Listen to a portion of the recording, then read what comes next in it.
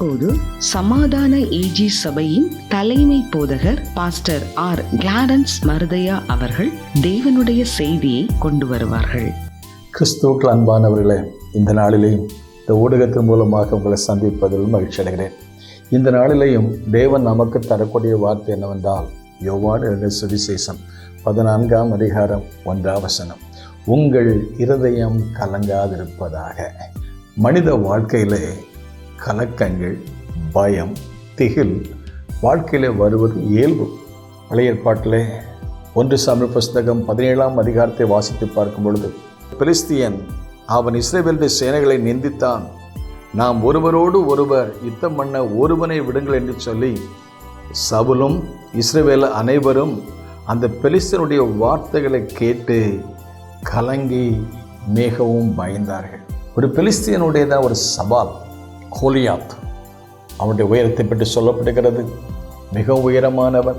அவன் பட்டயத்தோடு ஈட்டியோடு வந்து ஒவ்வொரு நாளும் இஸ்ரவேல் ஜனங்களுக்கு ஒரு சவாலாக இருந்து, உங்களில் ஒருவனை அனுப்புங்கள், அவன் என்னை மேற்கொள்வானேயானால் நான் அவனுக்கு வேலைக்காரனாக மாறிவிடுகிறேன், நான் அவனை மேற்கொண்டால் அவன் எனக்கு வேலைக்காரனாக வர வேண்டும் என்று சொல்லி சவால் விட்டான். அதோடு மட்டுமல்ல, வேதத்தில் வாசித்து பார்க்கிறோம், ஒவ்வொரு நாளும் அந்த பெலிஸ்தியன் காலையிலும் மாலையிலும் 40 நாள் வந்து அவன் நின்று அவர்களை பயப்படுத்தினான், கலங்கப்படுத்தினான்.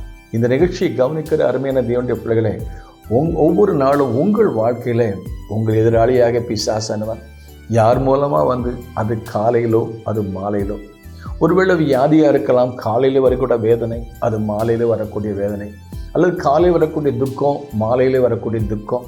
சில வீடுகளில் பார்த்தீங்கன்னா கடன்காரன் வந்து நிற்பான், காலையில் வந்து நிற்கான், சாயங்காலம் வந்து நிற்கான். கோலியாத்தை மாதிரி வாழ்க்கையில் பலவிதமான சவால்கள், ஏற்றத்தாழ்வுகள், வேதனை, துக்கம், கண்ணீர். அன்றைக்கு இந்த கோலியாத்துடைய கொக்கரை பின்னாலே ராஜாவுக்கே பயம், தேசத்தில் உள்ள எல்லா மக்களும் பயந்து நடுகிறாங்க. ஆனால் இப்படிப்பட்ட ஒரு சூழ்நிலையிலும் தாவீது எனப்பட்ட ஒரு இளைஞன் அங்கே தேவனுடைய தீர்மானத்தின்படி அங்கே புறப்பட்டு போனான். தாவீதுடைய பார்வை, தாவீதுடைய செய்கை, ஏனென்றால் தாவீது தேவனால் அபிஷேகம் பண்ணப்பட்டவன். தாவீதுக்கு ஒரு புதிய தரிசனம் இருந்தது. மற்றவருடைய பார்வைக்கும் தாவீதுடைய பார்வைக்கு ஒரு வித்தியாசம். காரணம் என்னவென்றால், அவன் மேல் இந்த அபிஷேகம் முக தடிகளை உடைத்து நொறுக்கும். தாவீது இந்த சவாலை கேட்ட பொழுது அவன் சொன்ன ஒரு காரியம் என்னவென்றால், 1 சாமுவேல் 17:45 வாசித்து பார்க்கிறோம்.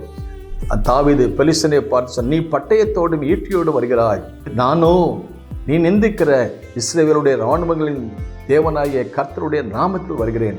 இன்றைய தினம் கர்த்தர் உன்னை என் கையில் ஒப்பு கொடுப்பார்.